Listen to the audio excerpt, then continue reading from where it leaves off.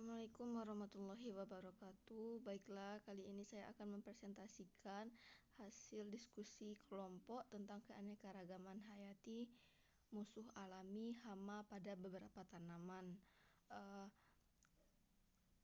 Kelompok kami terdiri dari Dini Fitri, Ahmad Firlangga, Zulfi Indriani, Tata Sadori, Ade Rizky Bustiar, Hijratul Aulia, Rengga Gusti, Sultan Rizky, Zuhelmi, Putri Yolanda, Melki Alfian Gulo, Regina Suhendra Putri, Yola Anggriawan Amelia, Mustamil Arifin, dan Errol Yana Putra.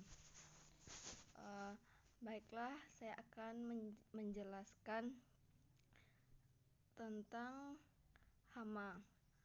Sebagai pendahuluan, hama adalah organisme yang menginfeksi tanaman dan merusak tanaman sehingga mengakibatkan penurunan hasil pertanian, perkebunan maupun sayur-sayuran. Infeksi, hama, dan penyakit secara meluas dapat menimbulkan kerugian besar. Oleh karena itu, diperlukan adanya upaya pemberantasan hama. Salah satu pengendalian hama yang sering digunakan yaitu pestisida. Namun, pestisida memiliki dampak negatif dan juga dampak positif bagi kehidupan masyarakat, yang merugikan kesehatan dan lingkungan semakin menonjol. Munculnya resistensi, resurgensi, dan peledakan hama sekunder dapat mengurangi keuntungan ekonomi pestisida. Dampak negatif inilah yang mendorong berkembangnya pengelolaan hama terpadu. Salah satunya pengendalian hayati, pada dasarnya adalah pengendalian serangga hama dengan cara biologi, yaitu memanfaatkan musuh alaminya. Agen pengendalian biologi seperti predator, parasit, dan patogen. Oleh karena itu, kemampuannya membunuh sejak lama patogen digunakan dalam pengendalian hayati. Berikut adalah gambar-gambar yang termasuk hama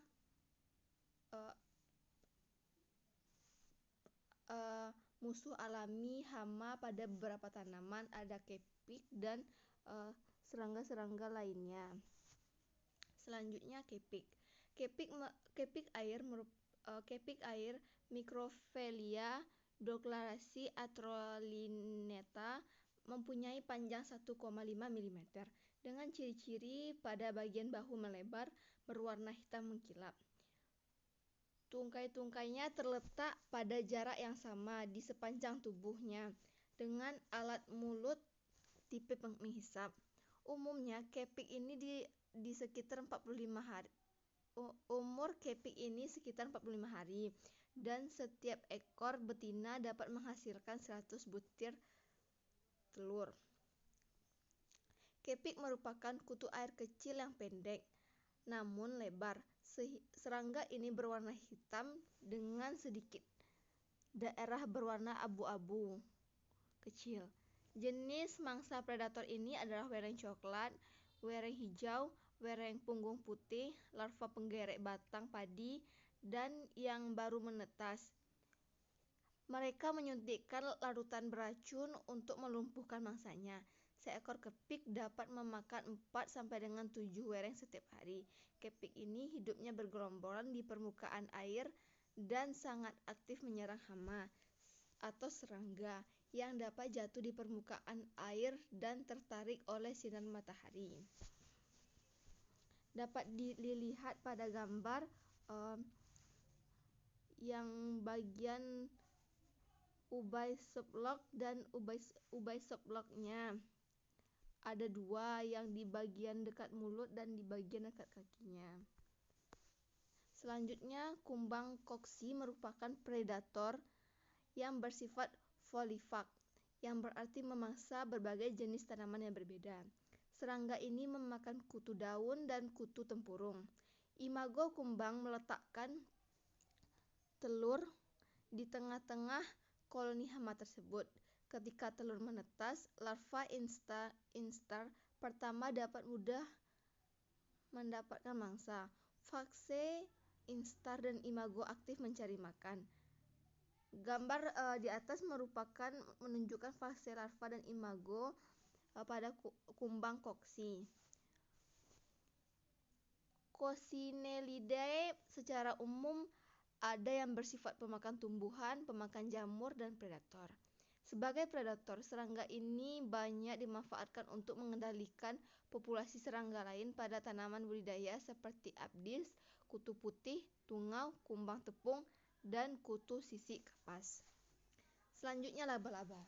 Laba-laba merupakan salah satu musuh alami hama atau predator, terutama terhadap serangga, sehingga dapat berperan dan mengkontrol populasi serangga. Laba-laba adalah predator polifag, sehingga berpotensi untuk mengendalikan berbagai spesies serangga hama. Selanjutnya ada belalang. Belalang yang salah satu ini merupakan contohnya saja belalang sembah. Belalang sembah adalah predator dan pemakan daging. Sebagian besar tercatat sebagai kanibal yang memangsa jenisnya sendiri. Belalang sembah terkenal sebagai predator yang rakus. Ini membuat belalang sembah sebagai musuh alami yang sangat efektif dan menguntungkan. Selanjutnya, dalam ekosistem pertanian, kita ketahui kumbang tomcat. Kumbang tomcat berperan sebagai predator generalis karena memiliki mangsa berbagai jenis serangga, terutama yang bersatu sama. Oleh karena itu, pengendalian dengan cara insektisida. Oleh karena itu, upaya yang perlu dilakukan agar keberadaan kumbang tomcat dapat dilestarikan tetapi populasinya tidak menjadi eksplosif agar tidak mengganggu hidup manusia. Selanjutnya adalah capung. Capung adalah salah satu predator yang sangat rakus. Seekor capung dewasa bisa mengkonsumsi 30 sampai ratusan wereng dan serangga setiap harinya. Ada lebih dari 5.000 spesies capung di dunia, dan sebagian besar hidup di Asia Tenggara termasuk Indonesia. Capung bisa dimanfaatkan petani untuk mengendalikan beberapa macam hama, terutama hama yang berada di daerah persawahan. Larva capung yang hidup di air akan memangsa wereng yang jatuh ke dalam air, atau serangga yang ukurannya lebih kecil dari larva capung tersebut. Sedangkan capung dewasa akan memangsa hama yang berada di atas permukaan air, mulai dari wereng hingga kupu-kupu. Selanjutnya adalah semut rangrang. Semut rangrang berperan sebagai pengendali hama tanaman secara alami. Semut rangrang mempunyai perilaku agresif dalam mempertahankan wilayahnya. Di samping kompak, pemberani, lincah, dan kuat. Dengan semua itu, semut rangrang tidak pernah gentar, bahkan sanggup melumpuhkan meskipun ukuran hingga 100 kali lipat lebih besar daripada ukuran tubuh semut rangrang tersebut. Selanjutnya ada jangkrik. Jangkrik merupakan hewan omnivora, artinya ia memakan daging dan tumbuhan.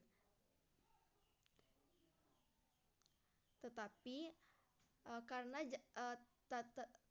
tidak perlu adanya kekhawatiran karena jangkrik hanya memakan daun yang tua dan tidak produktif dan beberapa jenis jamur. Jangkrik terdiri dari 900 spesies.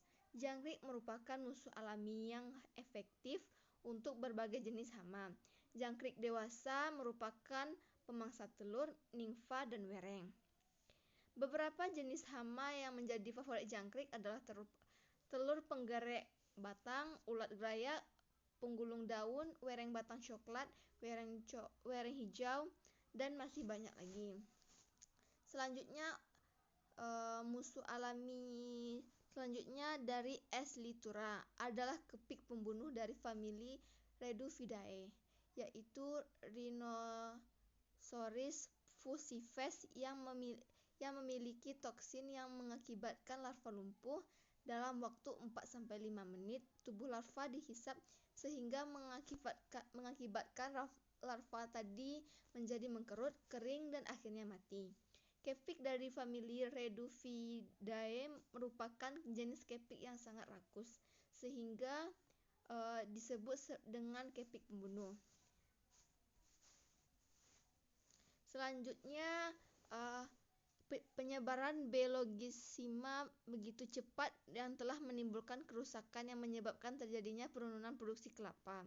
Beberapa musuh alami B. longissima sudah dilaporkan dengan pengendalian hama Bellogisima. Musuh alami tersebut antara lain parasitoid Tetrasicus bontispae. Bontispae menyukai larva tua dan pupa yang berumur 1-2 hari sebagai tempat berkembang biak. Sebagai parasit yang bersifat gregarius, dari satu pupa parasit bisa menghasilkan 7-41 atau rata-rata 20,25 imago parasitoid. Siklus hidup T. brostispae dalam pupa logistima rata-ratanya 17,43 hari. Baiklah, sampai di sini materi dari saya. Mohon maaf apabila ada kesalahan. Saya Zuhelmi, BP 18102428. Jika ada salah-salah kata, mohon maaf. Assalamualaikum warahmatullahi wabarakatuh.